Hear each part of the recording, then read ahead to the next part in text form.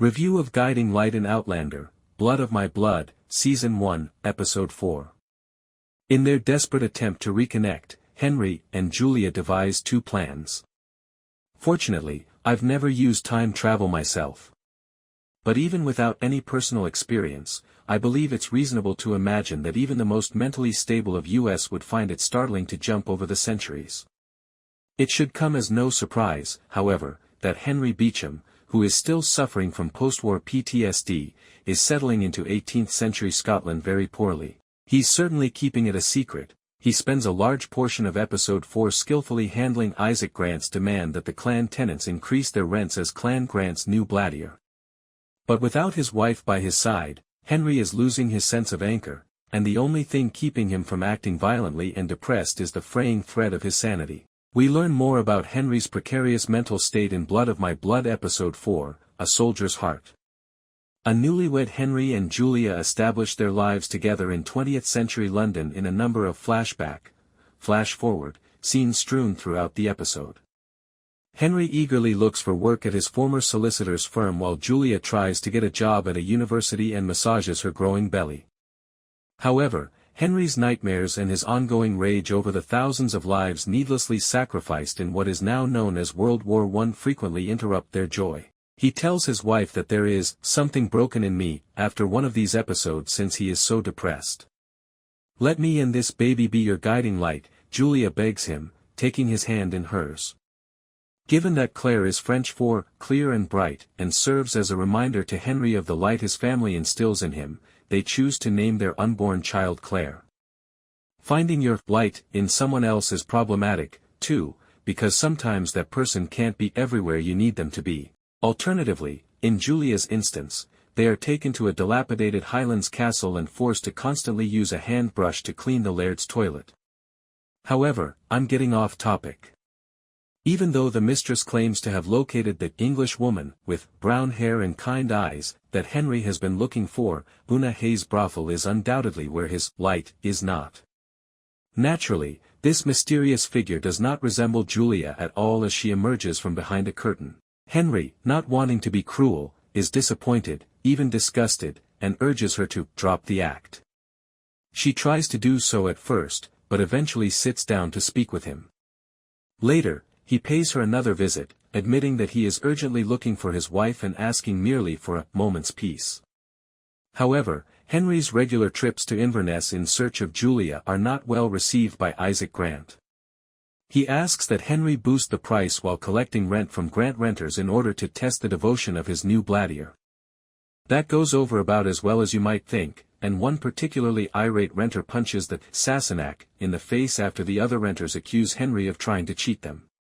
Henry snaps back at him, his PTSD immediately activated, lost in the thunderous noise of combat until he realizes his necklace, which Julia had given him, with a pendant of St. Anthony, has dropped into the ground. Alarmed at his lack of self-control, he fumbles backward after retrieving the necklace. However, he remembers their discussions about a national post-war lottery in the 20th century because of Julia's unsaid impact. He chooses to implement a similar lottery among the Grant residents, whereby they will pay what they can toward their rent and have their names put into a drawing to win a year's rent free for every extra tuppence they donate. Naturally, the plan is a great success.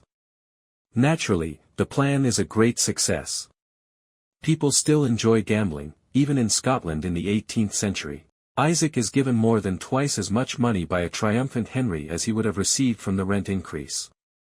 The money makes the laird happy, but Henry's gesture of goodwill toward the tenants makes him far less happy. You can't expect a free year of rent. Highlanders, in Isaac's opinion, prefer violence to acts of kindness. Henry consents to use his own money to cover the lottery winner's rent, his fists trembling as he tries not to assault his new boss. Archbug, Terence Ray, offers excitedly to kill the new Bladier as Henry finally leaves the room. However, for the time being, Isaac just wants Arch to keep a closer eye on Henry. There's nothing ominous about this. Julia, however, finds it difficult to control her own laird's moods. In order to make up for inadvertently offending the fairy folk before Simon's return to Leathers from Edinburgh, Davina advises her to leave them an offering at the milking stone. As she pours milk on the stone, Julia uses the moment to slip away from the housekeeper's prying eyes and enjoy the first time she feels her baby kick. She begs for forgiveness once more for doing what I can to keep our baby safe, in a voiceover that is directed at Henry. After that, she spreads cuttings of an unknown plant on her face and arms. The amateur botanist is working on a project.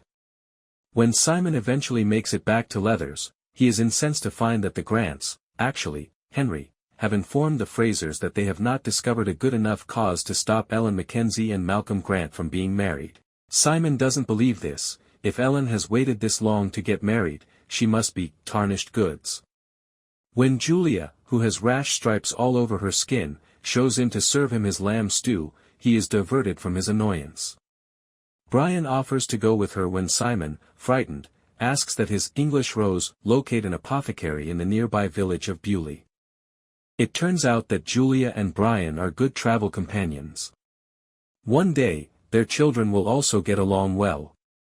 After they start talking, Brian surmises that Julia's recent ailment, the rash, not the pregnancy, is not entirely accidental.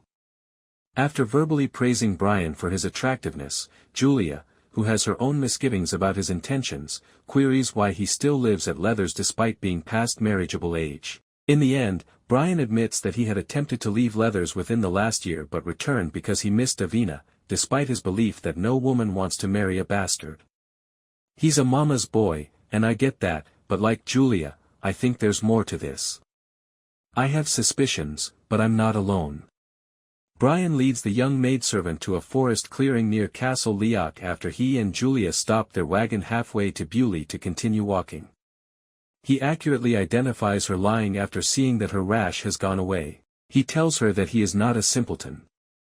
In exchange for Julia's assistance in getting away from Castle Leathers and his father's brutality, Brian wants to make a deal. He needs Julia's assistance in delivering a message to Ellen, which is concealed behind the forbidding walls of Castle Leoch. Fearful, Julia confesses that she is truly expecting a child, and she does not want to jeopardize the life of her unborn child by facilitating love letters between rival clans Romeo and Juliet.